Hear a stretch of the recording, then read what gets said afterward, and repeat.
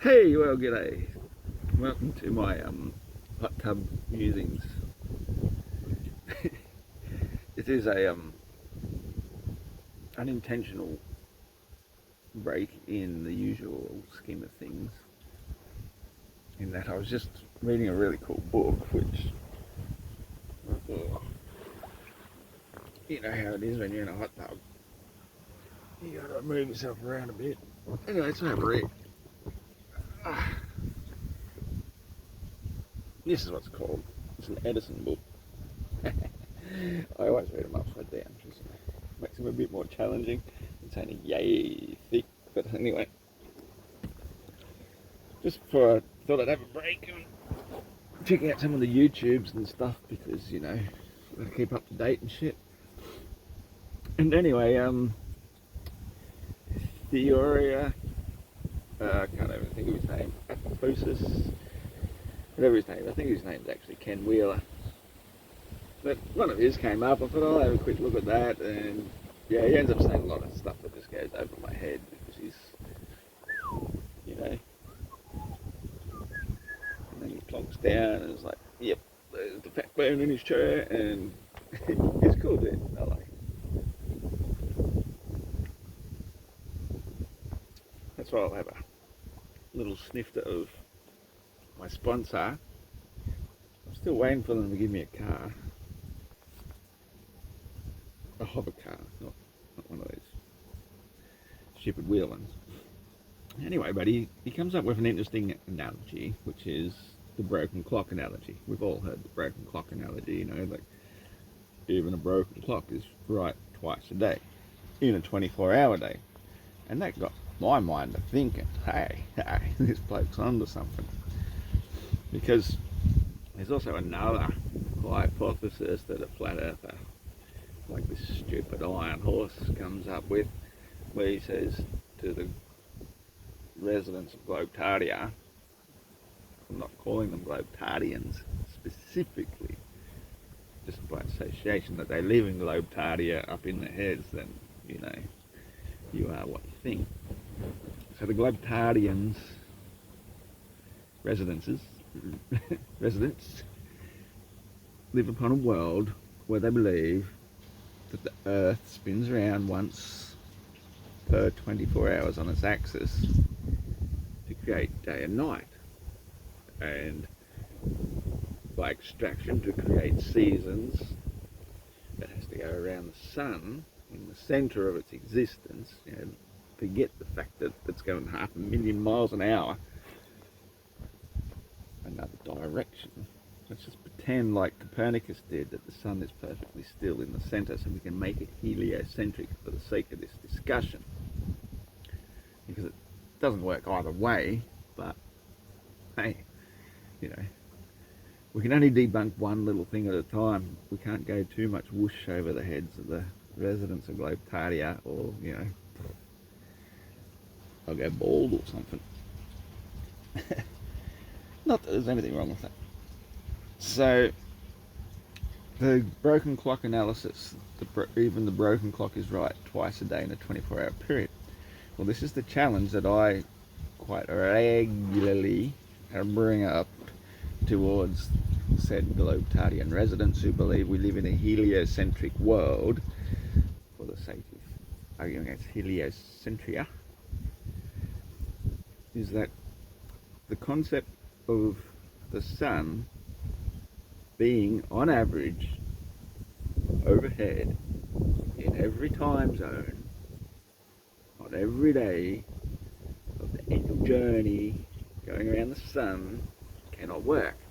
It just cannot work, because any logician will be able to tell you simply by the analysis of the 24-hour clock. It in itself debunks the globe 100%. But the GLOBETARDIan people that live in GLOBETARDIA, oh fuck it, the globe heads, mate, they will say, yeah, but the sidereal day, mate, that means, like, you know, it's 23 hours and 56 minutes, so that way, when time gets back around, the sidereal day, man, That takes care of it. That's why the sun is still overhead at midday. Holy rain, you stupid fly. So, yeah, rightio. Thank you, Mr. GLOBETARDIan, for explaining your lack of understanding of how the model even works. And the simple drop of rain. How lovely. So, the GLOBETARDIan model works for measuring time with a clock. And even though the broken clock can be correct twice per day, the working clock must be correct 24 hours a day. And so you can use the broken clock to disprove the globe. Yeah, and that's what this is all about. Hang on a sec. I need another sparkling ale to celebrate.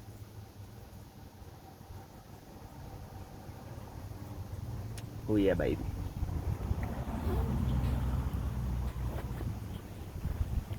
Let's bring a little table over here. A little floating round table, but doesn't work as a table whatsoever.